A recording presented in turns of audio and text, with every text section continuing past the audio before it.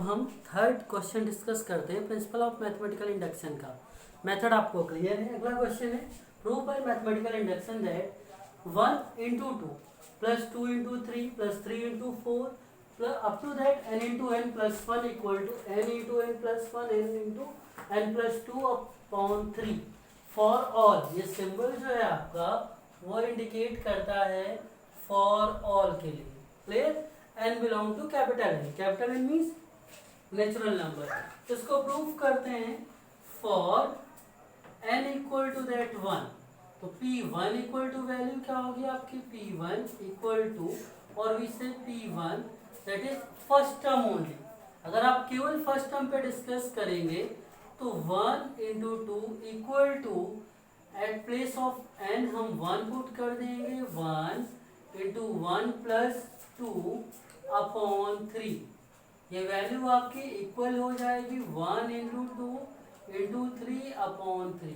1 into 2 equal to 2, 2 equal to that cancel out हो जाएगा 2। This implies P1 is true. ये value आपकी true हुई। क्लियर? ये हमारा फर्स्ट कंडीशन होता है। हम यहाँ पर क्या अज्यूम करते हैं? लेट अस अज्यूम और कंसीडर, क्या कंसीडर करेंगे?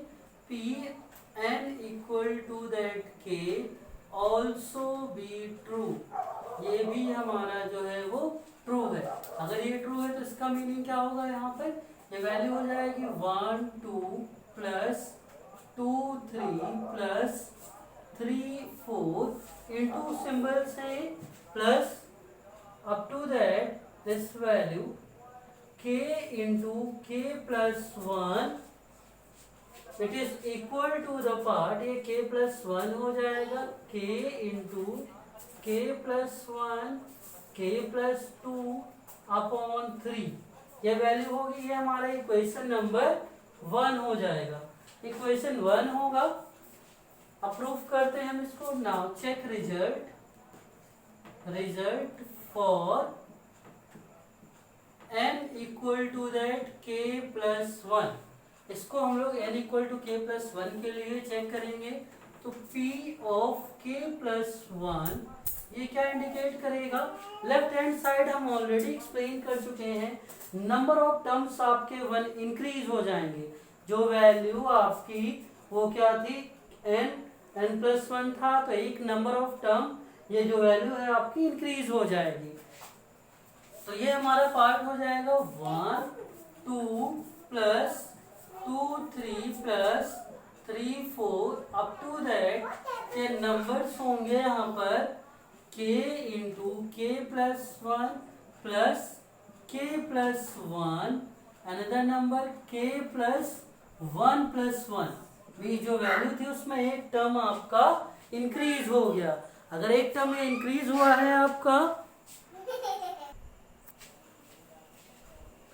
अब यहाँ से हम लोग इक्वेशन नंबर 1 चेक करते हैं। देखिए आप यहाँ पे जो पार्ट है वो इक्वेशन 1 में है आपका। 1 पे चेक करें 1 2 2 3 3 into 4 k into k plus 1 equal to k into k plus 1 k plus 2 upon 3। तो वैल्यू क्या हो जाएंगे? इसको पुट करें। हम यहाँ से वैल्यू रखेंगे k into k plus 1, next value k plus 2 upon 3 plus k plus 1 into k plus 2। ये वैल्यू हो जाएगी, यहाँ पर हम मेंशन कर देंगे फ्रॉम 1 जो इक्वेशन है वहां से हमने इस वाले ब्रैकेट की जो वैल्यू है उसको पुट कर दिया। अब देखिए इन दोनों टर्म्स में सिंप्लीफाई करना है। जो कॉमन है वो कंसीडर कर लेते हैं। k प्लस 1 k प्लस 2 ये कॉमन हो जाएगा। Remaining part k by 3 plus 1।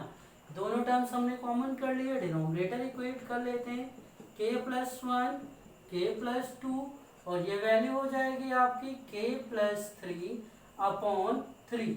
Clear?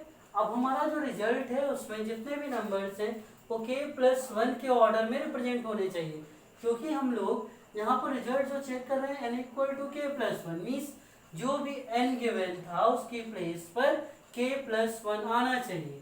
तो ये वैल्यू है, देखिए फर्स्ट टर्म n गिवन है, आप यहाँ से ऑब्जर्व कर सकते हैं n था, या फिर ऐसा समझ लें n था, n की प्लेस पर k plus 1। Next value n plus 1 है, तो इसको हम लोग ऐसे ब्रेक कर लेंगे k+1, k+2 को हम k+1+1 ब्रेक कर लिए, एक बार लाइन ड्रॉ कर दिए। नेक्स्ट नंबर में k+1+2, एक बार लाइन ये हो गया। तो ये रिप्रेजेंट करेगा हमारा कि n की प्लेस पर जो भी रिजल्ट है हमारा वो क्या वैल्यू आ रही है आपकी k+1। ये इंप्लाई करेगा p of k+1 is true. अगर ये पार्ट हमारा ट्रू हुआ, ये इंप्लाई करेगा hence given result be true for every n belong to capital N by induction method. ये इंडक्शन मेथड है हमारा। अगर अभी भी किसी को डाउट हो कि ये हमारा आंसर कैसे पता चलेगा कि हमें आंसर क्या लेके आना, तो इसके लिए हम आपको एक शॉर्ट ट्रिक एक्सप्लेन करेंगे। देखें शॉर्ट ट्रिक क्या है इसमें। शॉर्ट ट्रिक ये होगी कि जो भी टर्म आपके दे रखे हैं p ऑफ k+1, तो p ऑफ k+1 में आप चेक करें जो भी वैल्यू n है आप n को k से रिप्लेस कर दीजिए, तो क्या वैल्यू हो जाएगी, k+1 से रिप्लेस किया। नेक्स्ट वैल्यू फिर से हम k+1 से रिप्लेस कर लें। अनदर वैल्यू जहां पर भी n गिवन है आप उसको k+1 पुट कर लें और ये वैल्यू 3 हो गई। जरा इन दोनों रिजल्ट को मैच करें, देखिए दोनों सेम आ रहे हैं। Hence our result will be true for n equal to k+1 also। जैसे वेरीफाई हुआ तो हमारा गिवन रिजल्ट ट्रू हो जाएगा। क्लियर है इसमें कोई डाउट। सिंपल, हमने फर्स्ट सेकंड स्टेप में n की प्लेस पर k पुट कर दिया, थर्ड में n equal to k+1 proof करना था, तो हमने इस लेफ्ट हैंड साइड से नंबर्स कंसीडर कर लिए। ये k इंटू k+1 तक नंबर्स थे, अगला नंबर k+1 इंटू k+2 हो गया और हमने इस वैल्यू को कंप्लीट वाले को फर्स्ट से पुट कर लिए, सिंप्लीफाई कर लिए और रीअरेंज किया। रीअरेंज इसके ऑर्डर में। समझ में आ रहा है? आप इसको अच्छे से देखिए, ये क्लियर हो जाएगा बिल्कुल।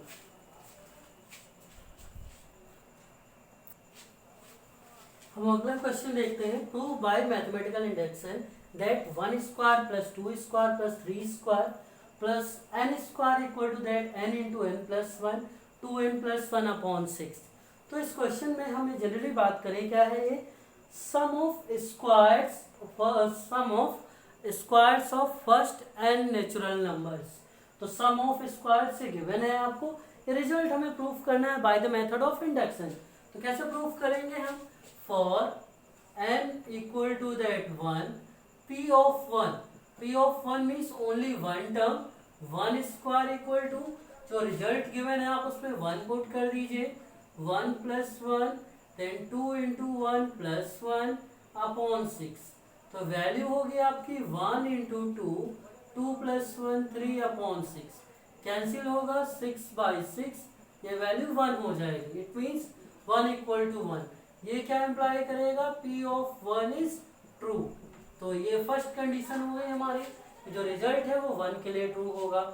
सेकेंड स्टेप में नाउ लेट अस अज्यूम, हम इसमें क्या अज्यूम करेंगे, assume that result be true for which one, n equal to that k। अगर k के लिए हमने अज्यूम कर लिया तो 1 square plus 2 square plus 3 square up to that ये वैल्यू हो जाएगी आपकी plus k square equal to that k+1 then 2k+1 divided by 6। ये वैल्यू हो जाएगी आपकी, ये हमारी इक्वेशन नंबर 1 है। अब इसको हमें रिजल्ट को किसके लिए प्रूफ करना होगा, n इक्वल टू k+1। तो नाउ चेक रिजल्ट फॉर